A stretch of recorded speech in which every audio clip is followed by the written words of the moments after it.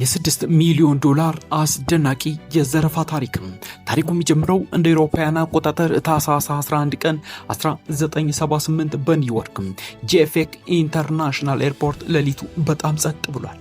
በአየር ማረፊያው የሉፍታንሳ የጭነት ማዕከል ውስጥ ግን አንድ ነገር እየተዘጋጀ ነው። ጥቂት የታጠቁ ወንበዴዎች ወደ ህንጻው ይገባሉ፣ ጠባቂዎችን ይቆጣጠራሉ፣ ሰራተኞችን ያስፈራራሉ። ከዚያም የገንዘብ ክፍሉን ይከፍታሉ። ውስጥ ያለውን በወቅቱ ወደ 6 ሚሊዮን ዶላር የሚጠጋ ገንዘብ። ዛሬ ያ ገንዘብ በጣም ትልቅ ሀብት ነው። እናም የሚገርም ወንበዴዎቹ ለመውሰድ የመጡትን ነገር ብቻ ወስደው ሄዱ፣ ፖሊስ ከመድረሱ በፊት። ነገር ግን ይህ ዘርፊያውን መጨረሻ አልነበረም። እውነተኛው ታሪክ የጀመረው ገንዘቡ ከተወሰደ በኋላ ነበር። በ1978 ነው። በኒውዮርክ በወንጀልና በኦርጋናይዝድ ክራይም የተሞላች ከተማ ነበረች። በዚያ ጊዜ የኒውዮርክ የማፊያ ቡድኖች በከተማዋ ውስጥ ትልቅ ተጽዕኖ ነበራቸው። ነገር ግን ይህ ዘርፊያ በድንገት የተፈጠረ አልነበረም። አንድ ሰው የሉፍታንሳ ስርዓቱን በደንብ ያውቀው ነበር። ስሙ ሊዩስ ዋርነር ነበር። እሱ በጄኤፍኬ ሉፍታንሳ የሰራተኛ ነበር። እናም እጅግ አደገኛ የሆነ መረጃ ነበረው። ገንዘብ መቼ እንደሚመጣ፣ የት እንደሚቀመጥና የጥበቃ ስርዓቱ እንዴት እንደሚሰራ። ይህ መረጃ ለወንጀለኞቹ ከጠመንጃ የበለጠ ዋጋ ነበረው። ታህሳስ 11 ቀን 1978 የሉፍታንሳ አውሮፕላን ወደ ጄኤፍኬ ደረሰ። የአውሮፕላኑ የመጣው ጭነት ልዩ ነበር፣ በሚሊዮኖች የሚቆጠሩ የአሜሪካን ዶላር። ወንበዴዎቹ ይህንን ቀን በትክክል እየጠበቁትም ነበር። ሌሊቱ ደረሰ። መኪናዎቹ ወደ አየር ማረፊያው ቀስ ብለው ገቡ። ከዚያም ዘርፊያው ተጀመረ። ወንበዴዎቹ ወደ ህንጻው ገብተው ሰራተኞቹን ተቆጣጠሩ። ነገር ግን የእቅዱ ትልቅ ነጥብ ይህ ነበር። ሁሉም ነገር በፍጥነት መጠናቀቅ ነበረበት። አንድ ስህተት፣ አንድ የተሳሳተ ደውል፣ አንድ የፖሊስ መኪና እናም ሁሉንም ነገር ሊያጠናቀቀው ይችላል። ወንበዴዎቹ የገንዘብ ክፍሉን ከፈቱ። ቦርሳዎቹ ተሞሉ። ገንዘቡ ከእጃቸው ወደ መኪና ተሸከመ። እናም በመጨረሻም ወንበዴዎቹ ከጄኤፍኬ ጠፉ፣ ፖሊስ መኪና ከመድረሱ በፊት። ነገር ግን እዚህ ላይ አንድ ችግር ነበር።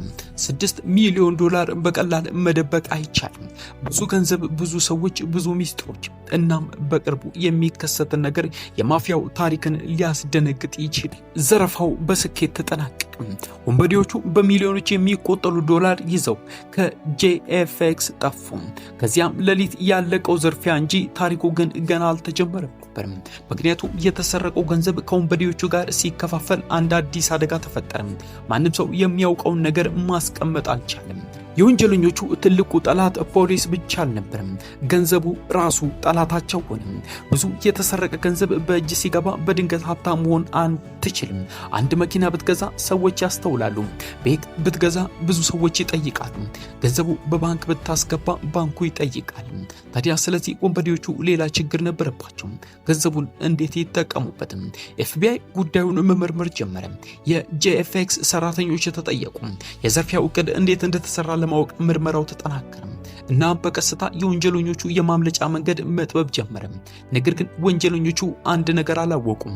ኤፍቢአይ እየተከተለ ያለው ገንዘቡን ብቻ አልነበረም፣ ሰዎቹንም እየተከታተለ ነበር። እዚህ ላይ ታሪኩ በጣም ጨለማ ይሆናል። የዘርፊያው አካል የነበሩ ሰዎች በአንድ በኩል ከፖሊስ ለመሸሽ እየሞከሩ ነበር፣ በሌላ በኩል እርስ በርሳቸው መተማመን ማቅቷቸው ነበር። ማን ምን ያውቃል? ማን ለፖሊስ ሊናገር ይችላል? ማን ገንዘቡን ብቻውን ወስዶ ሊጠፋ ይችላል? እነዚህ ጥያቄዎች በወንጀለኞቹ መካከል ጥርጣሬን ፈጠሩ እና ኦርጋናይዝድ ክራይም ዓለም ውስጥ ጥርጣሬ ብዙ ጊዜ ከጥይት የበለጠ አደገኛ ነው። የዚህ ዘረፋ ለዓመታት ወንጀል ታሪክ ውስጥም ተጠቀሰ። ግን አንድ ጥያቄ ሁልጊዜ ቆየ። 6 ሚሊዮን ዶላሩ የት ገባ? ከዘርፊያው በኋላ ገንዘቡ በተለያዩ እጆች ተንቀሳቅሷል። አንዳንዱ ተጠቀመበት፣ አንዳንዱ ሊደብቀው ሞከረ እና አንዳንዱ ገንዘቡ የሚያወጣውን አደጋ ሳያውቅ በጣም ብዙ እንደሚያውቅ አሳየ። ይህም መርማሪዎችን ወደ አዲስ አቅጣጫ መራቸው። አሁን የሚቀረው ትልቁ ጥያቄ ይህ ነው። የሉፍታንሳን ሃይስት ጀርባ ያሉ ሰዎች ማን ነበሩ? እንዴት እቅዱን አዘጋጁ? ለምን ጄኤፍኬ መረጡ?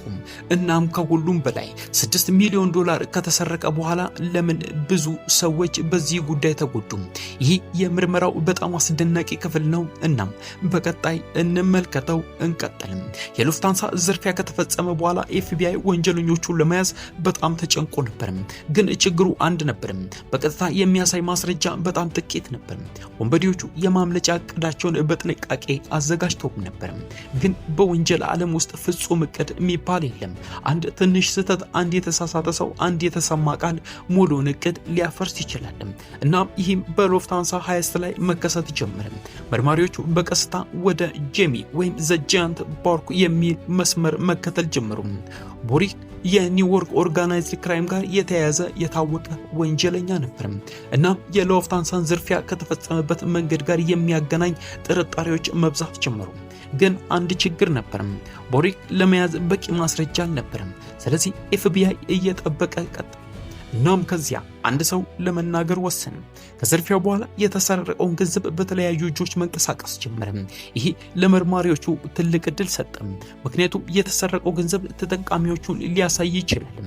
ሰዎች ድንገት መኪና ሲገዙ፣ ትልቅ ገንዘብ ሲያንቀሳቅሱ ወይም ከመደበኛ ህይወታቸው በላይ የሆነ ወጪ ሲያደርጉ መርማሪዎቹ ትኩረት ይሰጡ ነበር።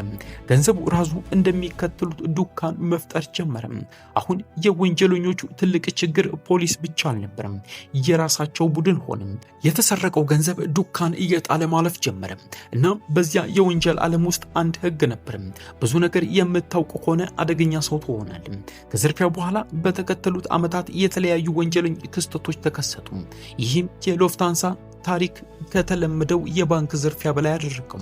እስቲ አስቡትም፣ አንድ ቡድን በአየር ማረፊያ ውስጥ ገብቶ ሚሊዮን ዶላር ወሰደ። በፖሊስ እጅ ሳይገባ መውጣት ቻለ።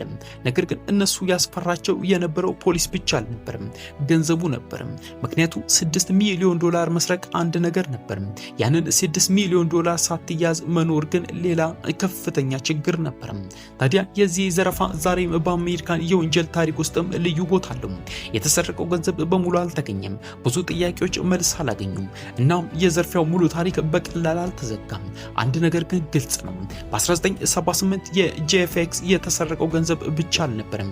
ያ ዝርፊያ የወንጀል ዓለምን ያናወጠ ታሪክ ሆነ። እናም ዛሬ ከ40 ዓመት በላይ ሆኖታል።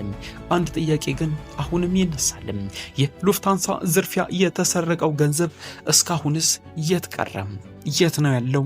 ይህ ትልቅ ጥያቄ ጥሎ ያለፈ አስደናቂ ዝርፊያ ነው።